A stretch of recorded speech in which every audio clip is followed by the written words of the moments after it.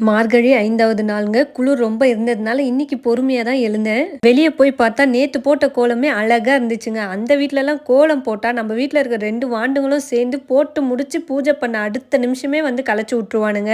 இங்க போட்ட கோலம் அழகா அப்படியே இருந்ததுங்க. அதனால சொல்லிட்டு அதே கோலத்த விட முடியாதுல்லங்க. கூட்டி மாப் போட்டு எனக்கு தெரிஞ்ச மாரி சின்னதா இன்னொரு கோலத்த போட்டுட்டேங்க. நான் ஓரளவு தாங்க பக்தியா இருப்பேன். என்னோட நாத்தனார் ஒரு படி மேல ரொம்ப பக்தியா தான் இருப்பாங்க. அவங்க தான் செய்றேன்னு சொன்னாங்க. இல்ல, இல்ல நான் தான் செய்வேன்னு சொல்லிட்டு வாங்கி செஞ்சுட்ருக்கேங்க எல்லாத்தையும். அவங்க பூஜை ரூம பார்த்தாலே தெரியும். நெறைய திங்ஸ் வச்சிருப்பாங்க. பூஜை ரூம் பார்க்கறதுக்கே அழகா இருக்குங்க.